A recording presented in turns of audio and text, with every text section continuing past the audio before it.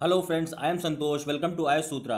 दोस्तों, I hope you are all doing very well. आप सब बहुत अच्छे होंगे। तो आज का दोस्तों मोटिवेशनल कोट है, never forget why you started. मतलब कभी भी आप ये चीज़ मत भूलिए कि आपने कोई भी काम, लेट से कि आपने किसी एग्ज़ाम की प्रिपरेशन स्टार्ट की, एसएससी की, यूपीएससी की, बैंकिंग की, या फिर किसी भी दूसरे गवर्नमेंट एग्ज़ाम की, तो आप ये मत स्टार्ट सोचिए कि जिस दिन आपने स्टार्ट किया था उस दिन आपके अंदर क्या मोटिवेशन था, उस दिन आपके अंदर क्या वो रीज़न था जो आपने वो स्टार्ट किया था। तो ये चीज़ हमेशा आपके दिमाग में रहनी चाहिए कि yes, why have you started, किस लिए आपको लोगों को प्रूफ करके दिखाना था। जैसे बहुत बार होता है कि लोग ताने मारते हैं, अरे तू कुछ नहीं कर पाएगा, तू कुछ नहीं कर पाएगा। तो ये सारी चीज़ों की वजह से, या फिर आप अपने फैमिली में कुछ ज़्यादा इश्यूज चल रहे हैं उसकी वजह से, या जो भी प्रॉब्लम आपको लगता था, अपने फ्यूचर को आपको सिक्योर करना था, जिस भी वजह से आपने ये पूरी प्रिपरेशन स्टार्ट की, आपको कभी भी ये चीज़ नहीं भूलना है जब तक आप अपना सेट ऑफ गोल अचीव नहीं कर लेते। तो फिर से आपको मैं रिमाइंड कराऊंगा, बहुत ही शानदार कोट है, इसे आप लिख के एक जगह रखिए, never forget why you started, और रोज़ इसे याद करते रहिए। आपको एक मोटिवेशनल हमेशा बना रहेगा आपके पास में, आपके दिमाग में, कि yes, you have to do this, you have to do this at any cost. तो दोस्तों, ये था आज का मोटिवेशनल कोट। चलता हूँ पहली न्यूज़ की तरफ। यहाँ पे कोरोना वायरस के केसेस के बारे में देख लेते हैं। वर्ल्ड के अंदर इस समय अगर टोटल देखें तो 1,67,34,294 केसेस टोटल निकल के आ चुके हैं। इसमें से अगर आप देखेंगे 1,02,97,702 लोग पूरी तरीके रिकवर कर गए हैं, और इसमें से 6,59,033 लोग की जान चली गई है कोरोना वायरस की वजह से। उसके बाद आप देखेंगे टॉप पे USA, Brazil, India, Russia, south Africa बना हुआ है। वहीं अगर इंडिया की आप देखेंगे तो इंडिया में लगभग 15,16,738 केस निकल के आ चुके हैं टोटल, जिसमें से 9,71,330 लोग पूरी तरीके रिकवर हो गए हैं। उसके बाद ये जो नंबर है ये काफ़ी तेज़ी से अब बढ़ रहा है। 33,866 लोग कोरोना वायरस की वजह से अपनी जान गंवा चुके हैं। तो दोस्तों, इस समय आपको बहुत ज़्यादा, ये जो मैं रोज़ कोरोना अपडेट देता हूँ इसको इससे इसलिए देता हूँ जिससे कि आप अपने आप को सतर्क रख सकें, आप एक अवेयरनेस रख सकें कि अपने आप को कैसे प्रिवेंट करके चलना है। क्योंकि इस समय बहुत ही अच्छे अच्छे लेवल के लोग, मतलब इवन मैंने बिहार का एक केस देखा, वहाँ पे एक आईएएस थे, उनको भी प्रॉपर इलाज ना मिल पाने की वजह से उनकी मौत हो गई। अभी मेरे एक जानने वाले हैं, वो असिस्टेंट कमिश्नर थे, उनकी कोरोना वायरस की वजह से जान चली गई। तो आपको बहुत ज़्यादा सतर्क रहने की ज़रूरत है। खुद को बचाइए और अपनी फैमिली को बचाइए, और सबकी हेल्थ को इंश्योर करिए। यहाँ पे बात की जा रही है नाइट्रोजन डाइऑक्साइड लेवल्स की। दिल्ली के अंदर अभी अगर देखने को मिला तो लॉकडाउन जब हुआ तो ये जो नाइट्रोजन डाइऑक्साइड का लेवल है वो लगभग 70% तक ये नंबर कम हो गया। तो आप बोल सकते हैं लॉकडाउन में तो ये काफ़ी अच्छा रहा, लेकिन अब जब दोबारा से सारी जो इंडस्ट्रियल एक्टिविटीज़ हैं जो स्टार्ट होंगी, वो जब रीओपन होंगी, तो फिर कैसे एयर पोल्यूशन को कंट्रोल करा जाएगा, कैसे डीकार्बोनाइजेशन को लेके चला जाएगा आगे। तो ये सारी चीज़ों पे देखना होगा हमारे देश की सरकार को। बहुत सारी साइंटिफिक स्टडीज़ करी गई हैं जिससे कि ये सजेस्ट करती हैं कि जो पुअर क्वालिटी ऑफ एयर है वो डायरेक्टली रिलेटेड है कोविड 19 मोर्टेलिटी रेट्स की। मतलब अगर आप देखेंगे कोविड 19 से मरने वाले जो पेशेंट्स हैं वो वही लोग हैं जो जिन पे एयर पोल्यूशन का ज़्यादा इम्पैक्ट पड़ता है। तो आप ये चीज़ समझ सकते हैं कि ज़्यादा पोल्यूशन होगा तो कोरोना वायरस की वजह से एक बार इन्फेक्शन हो तो जान जाने का ज़्यादा खतरा बढ़ जाता है, ऐसा बोला जा रहा है। यूएन ने रेकमेंड किया है कि अलग अलग देशों को, कि वहाँ पे उनके पास ग्रीन रेजिलिएंट और इंक्लूसिव इकोनॉमिक सर्वे होना चाहिए, जिससे कि ये चीज़ इंश्योर कर सकें कि जो वहाँ के पोल्यूशन लेवल्स है वो काफ़ी एक कंट्रोल्ड वे में उनको मैनेज करके चला जाए, जिससे कि लोगों की जान माल का कम से कम नुकसान हो। फिर यहाँ पे बात की जा रही है टाइगर सेंसस की। अभी गवर्नमेंट ऑफ इंडिया ने रिलीज़ किया all India tiger estimation report 2018 की, ग्लोबल टाइगर डे के दिन। अगर आप देखेंगे ग्लोबल टाइगर में तो 2006 में हमारे जो टाइगर्स की पॉपुलेशन थी वो 1411 हुआ करती थी। लेकिन यही अगर आप देखेंगे 8 सालों के अंदर, ये लगभग 10 सालों के अंदर ये जो नंबर है बढ़ के 2967, यानी कि डबल से भी ज़्यादा हो गया है। तो ये कहीं ना कहीं अच्छी बात है, आप बोल सकते हैं। उसके बाद आप देखेंगे सबसे ज़्यादा अगर टाइगर्स हमारे देश में है तो वो मध्य प्रदेश में है, फिर कर्नाटक में है, फिर उत्तराखंड, महाराष्ट्र और तमिलनाडु, ये सारे स्टेट्स में सबसे ज़्यादा फिर है टाइगर्स। उसके बाद अगर आप देखेंगे इंडिया में लगभग पूरे वर्ल्ड के 70% ऑफ ग्लोबल टाइगर्स की पॉपुलेशन है, जिससे कि आप देखेंगे हमारा जो पॉपुलेशन ये बढ़ी, ये अच्छे जो इफेक्टिव टाइगर कंजर्वेशन हमने किया, अच्छे से उनको एक हैबिटेट प्रोवाइड किया, अच्छे से उनकी जो खाने पीने की चीज़ें हैं वो देखी, उनकी हेल्थ इंश्योर करी, उनकी ब्रीडिंग, रिप्रोडक्शन, ये सारी चीज़ों पे ध्यान दिया, तभी हम टाइगर की जो पॉपुलेशन है उसे कहीं ना कहीं बढ़ाने में कामयाब हो पाए। प्रेजेंस ऑफ टाइगर का मतलब ये होता है कि हमारा जो जंगल है वो काफ़ी अच्छे से ग्रो कर रहा है, अच्छी कंडीशन में है। तो ये आप एनवायरनमेंट पॉइंट ऑफ व्यू से एक अच्छी खबर बोल सकते हैं। सेंट पीटर्सबर्ग डिक्लेरेशन में बोला गया कि ग्लोबल टाइगर रिकवरी प्रोग्राम किया जाएगा, जिसमें सारी कंट्रीज अच्छे से पार्टिसिपेट करेंगी। गवर्नमेंट ने इनिशिएट किया था कि ये एक ambitious water and fodder augmentation programme है, जिससे इंश्योर किया जाएगा water and food for animals, खाना और पानी अच्छे से प्रोवाइड किया जाएगा एनिमल्स को। गवर्नमेंट ऑफ इंडिया ने और ये भी बोला कि जो रेडीनेस है जिससे कि असिस्ट किया जा सके अदर कंट्रीज़ को, जिससे कि वो टाइगर की पॉपुलेशन बढ़ा सके। जैसे आप देखेंगे दूसरे देश, नेपाल हो गया, इंडोनेशिया हो गया, चाइना हो गया, उसके बाद आप बांग्लादेश देख लीजिए, ये सारे कंट्रीज़ में भी टाइगर की पॉपुलेशन पाई जाती है। लेकिन जिस लेवल पे जितनी ज़्यादा पॉपुलेशन हमारे देश में है उतनी ज़्यादा वहाँ नहीं है। तो हमें चाहिए कि हम उन्हें असिस्ट करें कि कैसे वो भी अपनी पॉपुलेशन को अच्छे लेवल पे लेके आ सकें, जिससे कि वहाँ पे भी एक अच्छा एनवायरनमेंट टाइगर के लिए हो सके।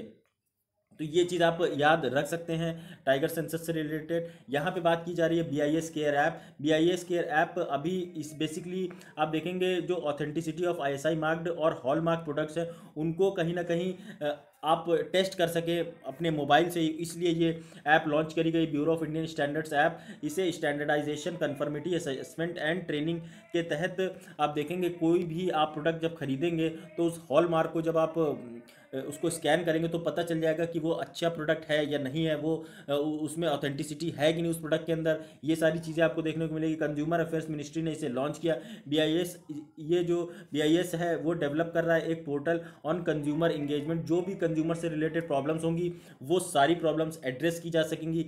BIS जो है एक नेशनल स्टैंडर्ड सेटिंग बॉडी है कंट्री के अंदर, जो कि आप देखेंगे इनके जो मिनिस्टर है रामविलास पासवान जी, ये सारी चीज़ें प्रॉपरली मैनेज करते हुए अक्सर आपने देखा होगा FCI से रिलेटेड जो फूड सब्सिडी वगैरह उससे रिलेटेड ये अक्सर न्यूज़ में रहते हैं। तो कैसे लोगों को जो भी वो चीज़ प्रोडक्ट खरीद रहे हैं तो दुकानों से, मार्केट से, तो वो उनको ऑथेंटिक प्रोडक्ट मिले, ये सारी चीज़ें इंश्योर करी जाएंगी BIS यानी कि bureau of Indian standards app से।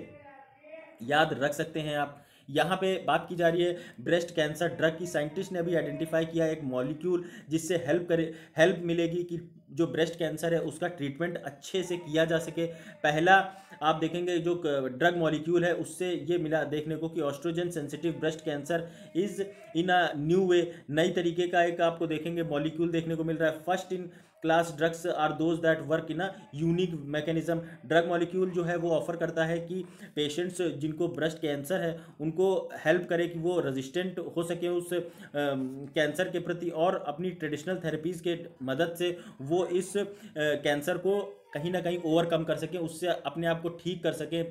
तो यही सारी चीज़ें हैं। ब्रेस्ट कैंसर दोस्तों आजकल कैंसर की फील्ड में अगर आप देखेंगे, पहली चीज़ तो कैंसर क्या होता है। कैंसर हमारी बॉडी में जहाँ पे भी अनवांटेड सेल्स का ग्रोथ होता है तो वो उसे ही आप बेसिकली बोलते हैं वहाँ पे कि कैंसर होता है। हालांकि कई बार इनिशियल फेजेस में आप देखेंगे तो ये ट्यूमर भी नज़र आता है, लेकिन बाद में जब काफ़ी समय तक ये सेल्स पे ध्यान नहीं दिया जाता है, सेल्स कब बढ़ती हैं, जब आप देखेंगे हमारी बॉडी में हर टाइम सेल्स मरती रहती हैं और बनती रहती हैं। तो जब हमारी बॉडी में सेल्स के बनने का रेट कम हो जाता है और मरने का रेट कम होता है, तभी बेसिकली आपको देखने को मिलता है ये बीमारी कैंसर की। और एक टाइम ऐसा आता है कि जब हमारी बॉडी में ये अनवांटेड जो सेल की ग्रोथ है वो इतनी ज़्यादा हो जाती है कि फिर आदमी उससे निकल नहीं पाता है। तो यही चीज़ हमारी बॉडी में अलग अलग कैंसर लोगों के देखने को मिलते हैं। लंग कैंसर, माउथ कैंसर, उसके बाद ब्रेस्ट कैंसर, ओवेरियन कैंसर, उसके बाद आप स्टमक कैंसर, इंटेस्टाइन कैंसर, बहुत तरीके के कैंसर होते हैं। तो इनको कैसे बॉडी को प्रिवेंट करके चला जा सके तो ये देखने वाली चीज़ होगी।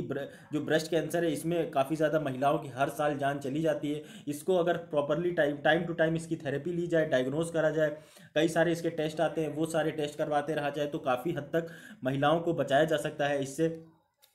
फिर यहाँ पे बात की जा रही है लोकस कंट्रोल ऑपरेशंस की। गवर्नमेंट ने अभी आइडेंटिफाई किया है locus control operations Rajasthan, Madhya Pradesh Uttar Pradesh, Punjab, Haryana, Gujarat और महाराष्ट्र के अंदर लोकस्ट वार्निंग जो ऑर्गेनाइजेशन है, यहाँ पे आप देखेंगे 10 लोकस्ट सर्किल ऑफिसेज बनाए गए हैं जो कि कोऑर्डिनेट करेंगे स्टेट गवर्नमेंट्स के साथ में। और जो लोकस्ट कंट्रोल ऑपरेशंस हैं वो डेजर्ट एरियाज के अंदर भी इसमें काफ़ी अच्छे से कंट्रोल करते हुए नजर आएंगे, जैसे गुजरात और राजस्थान। लोकल अवेयरनेस जो लिटरेचर जिसे आप बोलते हैं एसओपी, ये अप्रूव किया गया पेस्टिसाइड्स के लिए, और अवेयरनेस वीडियोस बनाई जा रही हैं जिससे कि जिनको भी नुकसान हो रहा है वो कैसे अपने नुकसान की भरपाई कर सकें, ये सारी चीज़ों पे ध्यान दिया जा रहा है। गवर्नमेंट के हिसाब से जो माइनर क्रॉप लॉस हुआ है वो ज़्यादातर देखने को मिला राजस्थान डिस्ट्रिक्ट्स में, क्योंकि सबसे ज़्यादा आप देखेंगे जब अफ्रीकन ईस्ट अफ्रीका से ये सब लोकस्ट पाकिस्तान के होते हुए उड़ते हुए आए तो ये सबसे पहले राजस्थान ही पहुँचे, राजस्थान में ही सबसे ज़्यादा इन्होंने अटैक किया बेसिक। उसके बाद फिर ये थोड़ा सा गुजरात में गए, गुजरात में अटैक किया, फिर उसके बाद ये उड़ उड़ के मध्य प्रदेश, उत्तर प्रदेश, पंजाब, हरियाणा, की तरफ आए, और फिर उन्होंने ज़्यादा मेजर जो नुकसान था वो नहीं कर पाए। एक आइडिया रख सकते हैं इसका आप। यहाँ पे बात की जा रही है, ये एक इम्पॉर्टेंट क्वेश्चन बन जाता है दोस्तों आपके लिए कि कैसे इंडिया को अपनी जो पॉपुलेशन है वो पॉपुलेशन डिविडेंड है उसको कैसे पॉपुलेशन डिजास्टर ना बने, इससे ऐसा कंट्रोल करके चलना है, और अपनी जो ह्यूमन कैपिटल है उस पर इन्वेस्ट कैसे करना है। भारत की जनसंख्या के लाभांश को जनसंख्या आपदा में रोकने के लिए भारत को मानव पूंजी में निवेश करने की आवश्यकता है। मतलब हमें अपने हेल्थ पे ध्यान देने की ज़रूरत है, हमें अपने एजुकेशन पे ध्यान देने की ज़रूरत है, हमें अपने एडमिनिस्ट्रेशन पे ध्यान देने की ज़रूरत है, तभी हमें प्रॉपर आने वाले टाइम में हम अपने यूथ को स्किल दे पाएंगे जिससे कि हमारी इकॉनमी ऊपर जाती हुई नज़र आएगी। तो ये इस बारे में आप एक क्वेश्चन लिख सकते हैं और अपना आंसर मेरे फेसबुक पेज IAS सूत्रा जो कि डिस्क्रिप्शन में जिसकी लिंक दी हुई है वहाँ पे आप ये पोस्ट कर सकते हैं। उसके बाद अगर आप देखेंगे कि सबसे पहले तो एक मिनट, हाँ, India has a median, India में जो मीडियन एज है वो 25 ईयर्स है। मतलब आप देखेंगे वेस्टर्न कंट्रीज से अगर कंपेयर करेंगे तो ये काफ़ी अच्छी है, क्योंकि वेस्टर्न कंट्रीज में आप देखेंगे ज़्यादातर लोग अब जो वहाँ का जो डेमोग्राफिक डिविडेंड है वो काफ़ी ज़्यादा बढ़ा हुआ है, वहाँ पे ज़्यादा बूढ़े हैं इन कंपैरिजन टू जो यंग जनरेशन है। तो अभी हमारा देश इसीलिए जवान बोला जाता है क्योंकि हमारे देश की जो यंग जनरेशन है वो काफ़ी ज़्यादा है in compare to China, US और यूरोप। पोजीशन ऑफ इंडिया जो है वो काफ़ी कंफर्टेबल पोजीशन में है, जिससे कि हम अपनी ग्रोथ को काफ़ी एक अच्छे लेवल पे ले जा सकते हैं। हमें चाहिए कि हम फोकस करें स्किल डेवलपमेंट को, जिसके लिए सरकार काफ़ी अच्छे से काम भी कर रही है। आप देखिए जैसे यहाँ पे ट्रेनिंग है, ट्रेनिंग प्रोवाइड कराई जाएगी, स्किल दी जाएगी, कोचिंग दी जाएगी, नॉलेज प्रॉपर प्रोवाइड कराई जाएगी, टीचिंग दी जाएगी, लर्निंग दी जाएगी, वर्कशॉप प्रॉपर कराई जाएगी, जिससे कि ओवरऑल एक होलिस्टिक स्किल डेवलपमेंट किया जा सके किसी भी बच्चे का।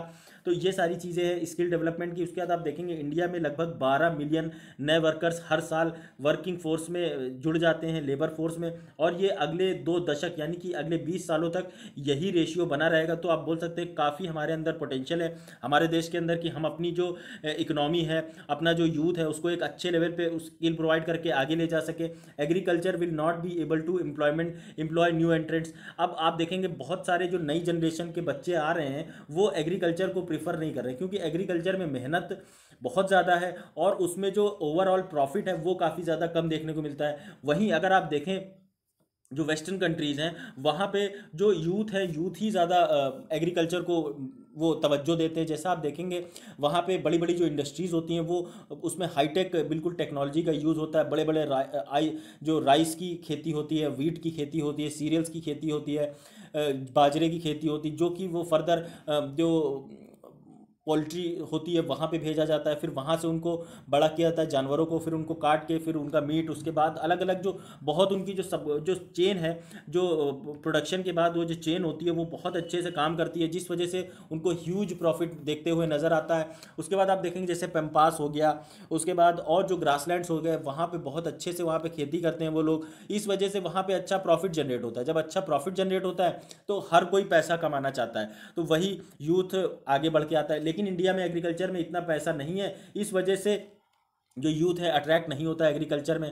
वहीं अगर आप देखेंगे इंडिया में जो एग्रीकल्चर सेक्टर, यहाँ पे सबसे ज़्यादा लोग नौकरी करते हैं, सबसे ज़्यादा लोग एम्प्लॉयड हैं, लेकिन आप देखेंगे इकोनॉमी में जो कंट्रीब्यूशन है एग्रीकल्चर का वो सबसे कम देखने को मिलता है। तो ये और एक अलग लेवल की प्रॉब्लम है जो भारत सरकार को एड्रेस करने की ज़रूरत है। नॉन एग्रीकल्चरल जॉब्स अगर आप देखेंगे तो इसमें स्किल इंटेंसिव नीड चाहिए, जिससे कि फोकस किया जा सके नॉन एग्रीकल्चरल जॉब्स में। जैसे कि आप देखेंगे प्लम्बर हो गया, उसके बाद आप फर्नीचर बनाने वाले हो गए, या फिर आप देखेंगे जो हाउस कंस्ट्रक्शन वर्कर्स होते हैं ये हो गए। अगर इनको आज की जो टेक्नोलॉजी है, लेटेस्ट टेक्नोलॉजी से इनको अपडेट कर रखा जाए, उनको प्रॉपर ट्रेनिंग दी जाए, उनको proper time to time update कर दिया जाए, तो वो काफ़ी अच्छे लेवल पे अपनी कमाई कर सकते हैं, अच्छे लेवल पे पैसा कमा सकते हैं, और जो हमारे देश की इकोनॉमी के लिए एक आप बोल सकते हैं इंपॉर्टेंट रोल प्ले कर सकते हैं। एक्सेस टू बेसिक एजुकेशन और यूनिवर्सिटी लेवल एजुकेशन ये काफ़ी ज़्यादा लोगों को नहीं मिल पाती, जिस वजह से लोग हायर स्टडीज़ नहीं कर पाते और वो अच्छे से स्किलिंग नहीं हो पाती उनकी, जिस लेवल पे हमारे देश में होनी चाहिए यूथ की। अभी का जो एजुकेशन सिस्टम अगर आप देखेंगे वहाँ पे स्किल डेवलपमेंट प्रोग्राम्स, जिसमें कि आप देखेंगे कि स्मॉल टाउन्स, रूरल एरियाज़ और इनफॉर्मल सेक्टर्स में ये चलाए जाते हैं। और जो कोविड पैंडमिक है इसकी वजह से एक जो गल्फ है वो देखने को मिला है, रिच और पुअर, जो गरीब और अमीर के बीच के जो एक बीच की खाई है वो कोविड पैंडमिक की वजह से बढ़ती हुई नज़र आ रही है, क्योंकि जो यहाँ पे प्रॉपर बच्चों को स्किल नहीं मिल पा रही है, स्किल नहीं मिल पा रही, जिस वजह से वो अच्छी जॉब नहीं मिल पा रही, अच्छी जॉब नहीं मिल पा रही, वो स्ट्रेस में आ रहे हैं, और जो गरीब और अमीर के बीच की खाई है वो कहीं ना कहीं बढ़ती हुई नज़र आ रही है, ऐसा बोला जा रहा है।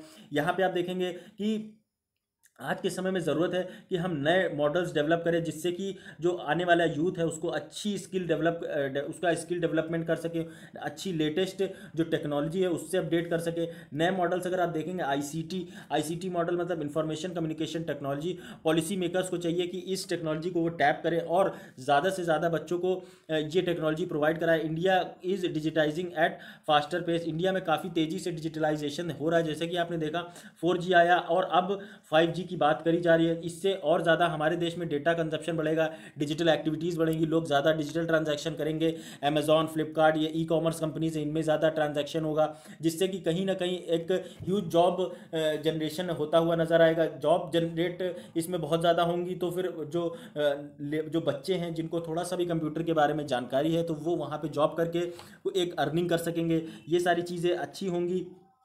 उसके बाद आप देखेंगे यहाँ पे इससे काफ़ी ज़्यादा हेल्प मिलेगी स्मॉल टाउन्स और रूरल एरियाज़ के लोगों को अपनी जो प्रमोट करने में पब्लिक प्राइवेट पार्टनरशिप, जिससे कि इम्प्रूव करे जा सके लिंक्स बिटवीन ट्रेनिंग इंडस्ट्री और जो दूसरी नीड्स होती हैं जिनको अपडेट करा जाना चाहिए। आप देखेंगे जो नई टेक्नोलॉजी है उससे हेल्प मिलेगी कि हम जो बच्चों को एजुकेट कर सके लो और अफोर्डेबल कॉस्ट में, तो ये कहीं ना कहीं एक अच्छी बात होगी कि हमें कैसे भी आज के टाइम में अपने यूथ को सही डायरेक्शन देने की ज़रूरत है, क्योंकि आज की डेट में अगर हम अपने यूथ को सही डायरेक्शन नहीं दे पाए तो आने वाले टाइम में हमें बहुत बड़ा एक नुकसान फेस करना पड़ सकता है, ऐसा बोला जा रहा है। यहाँ पे आप देखेंगे जो डेटाबेस है जिसमें लोकल आईटी कैपेबिलिटीज़ और ये सारी चीज़ें जो है यहाँ पे ट्रेनिंग एट रूरल एरियाज़ पे ही होनी चाहिए, मतलब गांव के ही क्षेत्रों में कंप्यूटर से रिलेटेड, इंफॉर्मेशन टेक्नोलॉजी से रिलेटेड ये सारी जो लोकल ट्रेनिंग दी जानी चाहिए लोकल लेवल पे, जिससे कि अभी आपने देखा लोकल से ग्लोबल, मतलब लोकल पे अच्छा करो उसके बाद आप ग्लोबल प्लेटफॉर्म पे ही अच्छा करोगे। उसके बाद आप देखेंगे डेटा कोलैबोरेशन जो है इससे ओवरकम हम हेल्प कर पाएंगे अपने यूथ को, कि जो एसिमेट्री है, जो जो डिवाइडेड पॉलिसी है उसमें आप देखेंगे जो इन्फॉर्मेशन है प्लेग्ड स्किल डेवलपमेंट, तो ये सारी चीज़ें हैं कि स्किल डेवलपमेंट को जो उस पर रोक लग गई है, जो सही से स्किल डेवलपमेंट नहीं हो पा रहा है उस पर जब डेटा कोलैबोरेशन किया जाएगा तो काफ़ी अच्छे से उस पर इम्प्रोवाइज़ किया जा सकता है, अच्छी स्किल दी जा सकती है कि किसको एग्जैक्टली कौन सी स्किल देनी है, ये एक इंपॉर्टेंट चीज़ होगी। उसके आप देखेंगे पीपीपी जो होती हैं वो काफ़ी ज़्यादा हेल्प करती हैं प्राइवेट कंपनीज़ को कि वो बूस्ट कर सके अपना ब्रांड और रेपुटेशन। उसके बाद better use of development spending and identifying new opportunities, online skill से हेल्प मिलेगी कि हम डाइवर्सिफाई कर सकें अपने सेक्शन ऑफ इंडियन सोसाइटी को। बहुत ज़्यादा ज़रूरत है आज के समय में ऑनलाइन स्किलिंग की। आप देखेंगे अगर फ़ोन पे ही हम किसी को मोबाइल पे ही उसको सिखा दें मोबाइल बनाना तो कितनी अच्छी बात होगी, मोबाइल पे ही उसे सिखा दें जो लैपटॉप बनाना तो कितनी अच्छी बात होगी। और बहुत सारी स्किल प्रोवाइड कराई जा सकती हैं मोबाइल से ही या फिर ऑनलाइन, जिससे कि हमारा यूथ अपने आप को जो आने वाले टाइम है टेक्नोलॉजी से अपडेट करके रख सके। एम्पावरिंग वुमेन मॉडल, हमारे देश में आप देखेंगे 50% जो पॉपुलेशन है वो वुमेन की है, और ये वो वुमेन है जो जो हमारी इकोनॉमी में जिनका कंट्रीब्यूशन सबसे कम देखने को मिलता है। तो अगर हम अपनी वुमेन जो हमारे देश की वुमेन है उसको इंस्पायर कर पाए कि वो भी बराबरी से वही काम करे जैसे कि हमारे देश की पुरुष कर रहे हैं। वह तो आने वाले टाइम में काफ़ी अच्छी एक अपॉर्चुनिटी देखने को मिलेगी, हमारी इकॉनमी अच्छे लेवल पे जाती हुई नज़र आएगी। तो ये एक इम्पॉर्टेंट चीज़ होगी, bringing women participation in labour force same as that of men is a very great thing and potential to boost India's economy by 30%। तो इंडिया की इकोनॉमी लगभग 30% तक बूस्ट करी जा सकती है अगर वुमेन भी इकोनॉमी में कंट्रीब्यूट करेंगी, लेबर फोर्स में आएंगी और पार्टिसिपेट करेंगी काम करने के लिए। यहाँ पे आप देखेंगे इसके लिए कुछ ऑब्स्टिकल जो वुमेन को फेस करने होंगे वो होंगे डोमेस्टिक ड्यूटीज़, जो कि वो घर में जैसे खाना बनाना, बर्तन मांजना, झाड़ू पोछा करना, ये सारे जो काम करती हैं। सोशल और कल्चरल बैरियर्स, ये सारी एक इंडियन सोसाइटी की बड़े इशू हैं जो कि एड्रेस करने की ज़रूरत है। Lack of digital and financial literacy, हमारे देश की जो गांव की महिलाएं हैं उनके पहली चीज़ तो पढ़ी लिखी कम है, और पढ़ी लिखी कम होने की वजह से उनको जो डिजिटल और फाइनेंशियल लिटरेसी है उस बारे में ज़्यादा चीज़ें नहीं समझ आती। तो वो सारी चीज़ें उन्हें समझाने की और अच्छे से ट्रेनिंग देने की ज़रूरत है जिससे कि वो कहीं ना कहीं कंट्रीब्यूट कर सके जो हमारे देश की इकॉनमी में। आप देखेंगे यहाँ पे आज के समय में सबसे ज़्यादा ज़रूरत है कि हम एलिमिनेट करें उन ऑब्स्टिकल्स को जो कि वुमेन फेस कर रही हैं, जो कि physical financial skill development programme से related, gender budgeting, eco education और skill development, partnership with industry to support women centric skill projects. उसके बाद आप देखेंगे improving financial and digital literacy programme. ये सारी चीज़ें हैं जहाँ पे काफ़ी ज़्यादा वुमेन को आप देखेंगे कि प्रॉब्लम उनको देखने को मिलती है, और इन सारे इश्यूज़ को अगर हम एड्रेस कर पाए तो कहीं ना कहीं वुमेन कंट्रीब्यूट कर पाएंगी। Aspiration of women youth has changed, जो नई महिलाएं हैं, नई उम्र की महिलाएं हैं, उनकी जो एस्पिरेशन है वो चेंज हो गई। वो नहीं चाहती कि उनकी बस शादी कर दिया, शादी करके वो घर चलाएं। वो चाहती हैं आजकल अपने सेल्फ डिपेंड होना, वो जॉब करना चाहती हैं, खुद से फैमिली में एक फाइनेंशियल बर्डन ना बन के अपनी फैमिली को फाइनेंशियली बूस्ट करना चाहती हैं। तो ये जो मेंटालिटी चेंज है इससे कहीं ना कहीं टैप करने की ज़रूरत है, और जो अनकन्वेंशनल जॉब्स हैं, रोल्स हैं, जिससे कि वो उनको एम्पावर किया जा सकता है। Gender parity is both an economic and moral imperative. आप देखेंगे जो बराबरी हमारे देश में जो पुरुषवादी सत्ता की जो सोच है उसे कहीं ना कहीं हटाने की ज़रूरत है। दकियानूसी चीज़ें जो बोलते हैं कि सिर्फ ये पुरुष काम कर सकते हैं, ये महिलाएं नहीं कर सकती हैं, तो ये सारी चीज़ें गलत हैं। एक बराबर का सबको दर्जा देने की ज़रूरत है। अभी आपने देखा वुमेन एम्पावरमेंट का एक लेटेस्ट एग्जाम्पल मैं अगर आपको बताऊं तो हमारे देश की आर्मी में जो वुमेन ऑफिसर्स थी, उनको शॉर्ट सर्विस कमीशन से परमानेंट कमीशन में दे दिया गया। मतलब अभी तक वो सिर्फ 14 साल की मैक्सिमम नौकरी कर सकती थी शॉर्ट सर्विस कमीशन के तहत, लेकिन अब 60 साल की उम्र तक वो एक नॉर्मल जॉब करेंगी और उन्हें कोई भी ऐसी प्रॉब्लम नज़र नहीं आएगी। तो ये सारे आप बोल सकते हैं स्टेप हैं वुमेन एम्पावरमेंट की तरफ। ऐसे ही वुमेन को एम्पावर करना होगा, उनको सोसाइटी के बीच में एक इस लेवल पे लेके आना पड़ेगा जिससे कि एक मैन जो आप पुरुष और महिला एक बराबरी से कंधा मिला के चल सकें और हमारी इकोनॉमी में प्रॉपरली कंट्रीब्यूट कर सकें। फिर यहाँ पे बात की जा रही है इंडियन फॉरेन पॉलिसी की। अभी आपने देखा इंडिया को एज अ देखा जा रहा है कि सबसे एक बड़ी पावर साउथ एशिया के रूप में। साउथ एशिया क्या है? साउथ एशिया में अगर आप देखेंगे, ये साउथ एशिया का मैप आप देखेंगे, ये है साउथ एशिया। ये पूरे एशिया में ये जो जैसे आप देखेंगे ईरान, अफगानिस्तान, पाकिस्तान, इंडिया, उसके बाद आप देखेंगे यहाँ पे है छोटा सा बांग्लादेश, यहाँ पे भूटान है, यहाँ पे आप देखेंगे ये श्रीलंका है। तो ये सारे जो मिल के बनाते हैं इसे बोला जाता है साउथ एशिया। यहाँ पे साउथ एशिया में इंडिया सबसे ज़्यादा उभरती हुई कंट्री नज़र आ रही है। वहीं अगर आप देखेंगे एशिया में इसे वेस्ट एशिया बोलते हैं, सऊदी वाला रीजन, इसे सेंट्रल एशिया, इसे नॉर्थ एशिया रशिया वाला रीजन, इसे ईस्ट एशिया बोलते हैं जो चाइना वाला रीजन है और जापान। उसके बाद ये साउथ ईस्ट एशिया बोलते हैं इसे आप आसियान नेशंस बोलते हैं। तो यही बात की जा रही है कि इंडिया को देखा जा रहा है साउथ एशिया के सबसे एक रियल पावर के तौर पर देखा जा रहा है। तो क्यों देखा जा रहा है? क्योंकि हमारे पास कंसिडरेबल अमाउंट ऑफ एक पावर है कि हम जो नेबरिंग कंट्रीज़ हैं उनके साथ उनको प्रॉपरली उनके साथ एक अच्छे रिलेशन बना के चल सके और उनको एक अच्छे एक ट्रेडिंग पार्टनर के रूप में नज़र आए। क्योंकि हमारा आप देखेंगे जो India was seen as strategic competitor with China और इंडिया के बीच में आपको अक्सर देखने को मिलेगा जो एक रस्साकसी बनी हुई नज़र आती है। एलएसी में अभी गालवान इशू हुआ, उसके बाद उससे पहले डोकलाम इशू हुआ था। तो ये जो इंडिया और चाइना की वजह से जो काफ़ी ज़्यादा इशूज़ देखने को मिलते हैं, वो बायलेटरल रिलेशन जो है हमारे वो काफ़ी ज़्यादा अब हर्ट हुए हैं। ट्रेड रिलेशंस में भी काफ़ी ज़्यादा इम्पैक्ट पड़ रहा है। इस सारी वजहों से अब इंडिया को चाहिए कि वो फोकस करे अपने रिलेशन अपने साउथ एशियन कंट्री जैसे कि बांग्लादेश, नेपाल, ईरान, अफगानिस्तान, इन सारे देशों को अच्छे से लेकर चले, क्योंकि अब इंडिया के इन देशों के साथ भी, इंडिया का नेपाल, ईरान और अफगानिस्तान जैसे देशों के साथ भी जो रिलेशन है वो एक लो लेवल पे जाता हुआ थोड़ा सा नज़र आ रहा है। अभी ईरान के साथ जो हमारी IRNCO, जिसे एक आप बोल सकते हैं रेलवे हमारी PSU है, उसे हटा दिया गया। वहाँ पे जो चाहबार से जाहिदान के बीच में रेल लाइन डाली जानी थी उससे हटा दिया गया। तो ये कहीं ना कहीं एक सेटबैक है इंडिया के लिए। रीजंस फॉर अगर आप देखेंगे क्यों डिटेरियोरेशन का जो हमारा रीज़न है इन कंट्रीज़, जो नेबरिंग कंट्रीज़ हैं उनके साथ, कि हमें अपने जो स्ट्रेटेजिक ऑटोनॉमी है वो उसमें लॉस होता हुआ नज़र आ रहा है। मतलब अब हम US के चक्कर में, US को खुश रखने के चक्कर में हम अपने रिलेशन इन देशों के साथ ख़राब करते हुए नज़र आ रहे हैं, जिसकी वजह से हमें काफ़ी ज़्यादा गंभीर परिणाम आगे भुगतने को पड़ सकते हैं। आप देखेंगे जो इंडिया की स्ट्रैटेजिक ऑटोनॉमी है US पॉलिसीज़ के लिए, वो स्टार्ट हुई 2008 में। 2008 से हमारा जो US के साथ रिलेशन है काफ़ी अच्छे लेवल पे होता हुआ जा रहा है। हम काफ़ी ज़्यादा डिफेंस इक्विपमेंट्स खरीद रहे हैं वहाँ से। उसके बाद बड़े बड़े एग्रीमेंट साइन करें, जैसे लीमुआ, कॉमकासा, काटसा, ये सारे जो है एग्रीमेंट साइन कर रहे हैं, जो कि आप बोल सकते हैं हमारे और US के रिलेशंस को काफ़ी अच्छे लेवल पे ले जा रहे हैं। लेकिन वहीं उसका जो भुगतान है हम इन छोटे देशों के साथ अपने रिलेशन ख़राब करके पड़ रहे हैं। तो ये आप समझ सकते हैं, ये ऑब्जर्व किया गया कि इंडिया की जो पॉलिसी है ईरान से, वो काफ़ी ज़्यादा अब ख़राब हो गई जब से US ने अपने आप को न्यूक्लियर एग्रीमेंट से बाहर किया है, जिसे आप JCPOA बोलते हैं।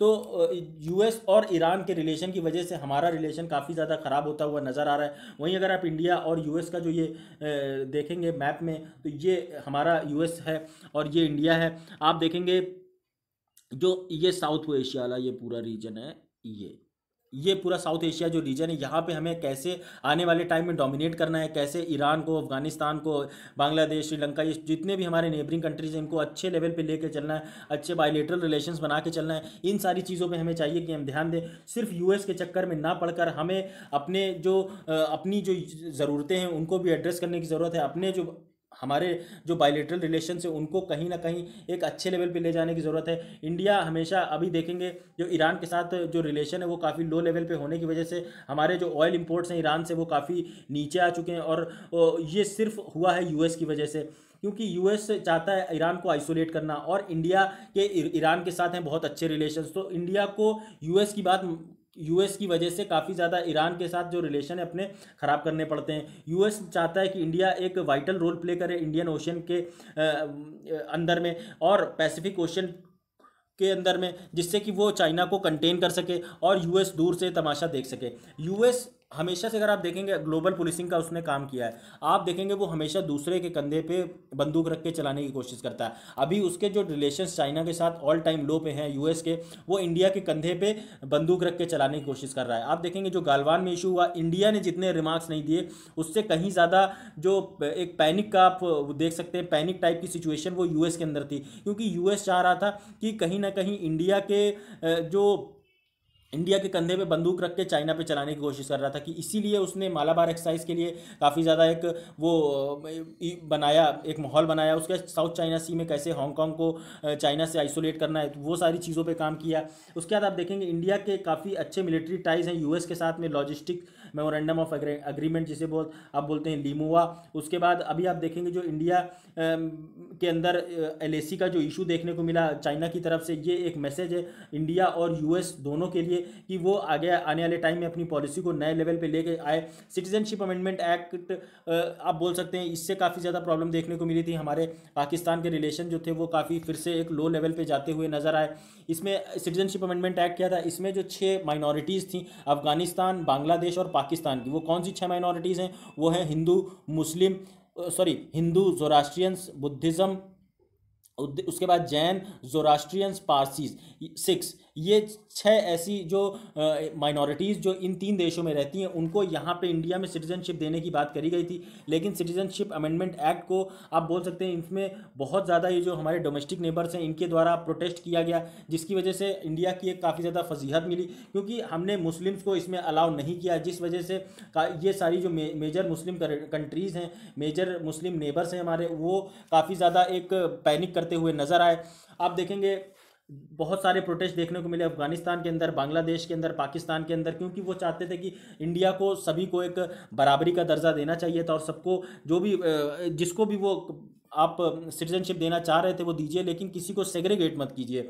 एब्रोगेशन जो किया गया, अभी स्पेशल स्टेटस हटाया गया आर्टिकल 370 जम्मू एंड कश्मीर से, वो एक अलग तरीके का इशू देखने को मिला, क्योंकि वहाँ पे फंडामेंटल राइट्स का सस्पेंशन किया गया, और जो जिसकी वजह से इंडिया की जो डेमोक्रेसी है की रेपुटेशन है वो काफ़ी ज़्यादा लो लेवल पे नजर आई। ह्यूमन राइट वायलेशन जैसे इश्यूज देखने को मिले। यूएन ह्यूमन राइट कमीशन के द्वारा बोला गया कि इंडिया में लोगों को इंटरनेट जो नहीं मिल रहा है, जम्मू कश्मीर के लोगों को प्रॉपर बाहर आने जाने की सुविधा नहीं है, हेल्थ फैसिलिटीज़ नहीं है, एजुकेशन नहीं है, इस वजह से काफ़ी ज़्यादा एक इशू देखने को मिला।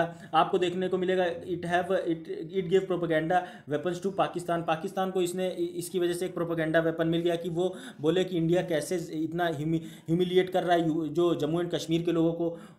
चेंज ऑफ स्टेटस को, जो जम्मू कश्मीर के अंदर था, स्टेटस को मतलब यथास्थिति जो जम्मू कश्मीर के अंदर थी उसे चेंज करने की वजह से काफ़ी ज़्यादा इश्यूज देखने को मिले, जिससे कि आप देखेंगे जो दूसरे इश्यूज हैं, चाइना का ऐसा ही अग्रेशन जैसे इंडिया ने जम्मू कश्मीर में किया वैसे ही चाइना कंटिन्यू लद्दाख में करता हुआ नज़र आ रहा है अभी, जिसमें गालवान इशू देखने को मिला। अब इसलिए अब चाहिए इंडिया को कि वो आने वाले टाइम में अपनी जो फॉरेन पॉलिसी है उसको रिकंसिडर करे और एक नए लेवल पे अपनी जो नेबर्स के साथ पॉलिसी है उसको लेके चले। आपने देखा होगा बिम्स्टेक में इंडिया इस समय काफ़ी ज़्यादा फोकस कर रहा है, सार्क नेशंस को कहीं ना कहीं एक नेग्लेक्ट किया जा रहा है, लेकिन इंडिया को चाहिए ये जो सार्क इनिशिएटिव है इसको काफ़ी अच्छे से ले चलने की ज़रूरत है, क्योंकि सार्क एक ऐसा ग्रुप है जिसके तहत इंडिया काफ़ी एक अच्छे लेवल पे अपने नेबर्स के साथ रिलेशन बना सकता है, फिर वो ट्रेड लेवल पे हो या मल्टीलेटरल रिलेशन हो, सब पे ही एक म्यूचुअल ओवरऑल होलिस्टिक डेवलपमेंट कर सकता है, जिससे कि हमारे रिलेशन अच्छे होते हुए नज़र आएंगे। इसलिए इंडिया को चाहिए कि वो फोकस करे कि वो इमर्ज कर सके as a super power in this region, जो भी अपने जो पड़ोसी देश हैं उनको अच्छी फैसिलिटीज़ प्रोवाइड करें, फिर वो एजुकेशन से रिलेटेड हो, हेल्थ से रिलेटेड हो। जैसे आपने देखा इस पैंडमिक में इंडिया ने काफ़ी ज़्यादा मदद करी अपने पड़ोसी देशों की, नेपाल हो, फिर वो बांग्लादेश हो, भूटान हो, श्रीलंका हो, हर देश की मदद करता हुआ नज़र आता है। तो ऐसे ही आगे इन रिलेशंस को और अच्छे लेवल पे ले जाने की ज़रूरत है। अभी आप यहाँ पे देख सकते हैं रीशेपिंग हेल्थ केयर, ये GS2 का एक इंपॉर्टेंट टॉपिक है। अभी आपने देखा कोविड-19 लॉकडाउन की वजह से हमारा जो हेल्थ केयर है वो काफ़ी ज़्यादा अफेक्ट हुआ है। आप देखेंगे अननेसेसरी प्रैक्टिसेस जैसे कि प्राइवेटाइजेशन ऑफ हेल्थ केयर की वजह से काफ़ी ज़्यादा जो हमारा हेल्थ केयर सिस्टम है वो एक लो लेवल पे जाता हुआ नजर आएगा, क्योंकि आप देखेंगे प्राइवेट सेक्टर जितना होता है, सारा प्राइवेट सेक्टर प्रॉफिट पे काम करता है कि आप प्रॉफिट होगा तब तो ठीक है, नहीं प्रॉफिट होगा तो वो जनता को लात मार देते हैं। तो यही चीज़ है कि आपको जो प्राइवेट सेक्टर को बिल्कुल एक इस लेवल पे करना चाहिए कि जिसे ज़रूरत है वो तो चलो ठीक है, जिसे लेकिन जो अफोर्ड नहीं कर सकता उसके लिए आपको अपनी जो गवर्नमेंट फैसिलिटी है वो अच्छे लेवल पे ही रखनी होगी। साथ में आप देखेंगे आप इससे काफ़ी ज़्यादा जो कोविड-19 पैंडमिक है उसकी वजह से काफ़ी ज़्यादा जो अननेसेसरी सर्जरीज थी अभी हो रही थी, जिसकी जो डिमांड पहले पैंडमिक से पहले हुआ करती थी वो बहुत ज़्यादा कम हो गई। आप देखेंगे इंसिडेंस ऑफ सिजेरियन सेक्शंस बहुत ज़्यादा कम हो गए। आप देखेंगे नॉर्मल जो डिलीवरी होती थी लॉकडाउन से पहले आपको देखने को मिलता था कि बहुत मतलब फ्रीक्वेंटली ऑपरेशन से बच्चे होते थे, ऑपरेशन कर देते थे।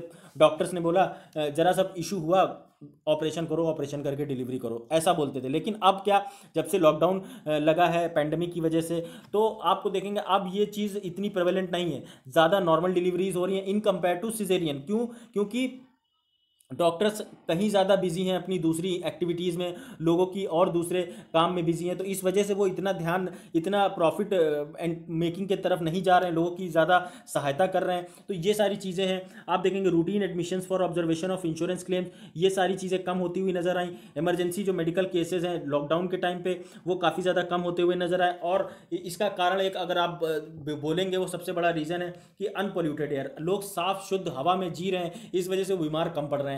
उनके वो काम कर ही नहीं रहे, तो वो जो स्ट्रेस है वो उनका कम हो गया है। होम कुक्ड फूड खा रहे हैं, घर का खाना बना खा रहे हैं, साफ सुथरा खाना खा रहे हैं, जिस वजह से उनकी सेहत ज़्यादा अच्छी रह रही है। ये सारी वजहों से आप बोल सकते हैं कि हमारी जो कोविड-19 की वजह से एक पॉजिटिव इम्पैक्ट पड़ा है हमारे हेल्थ केयर सिस्टम को।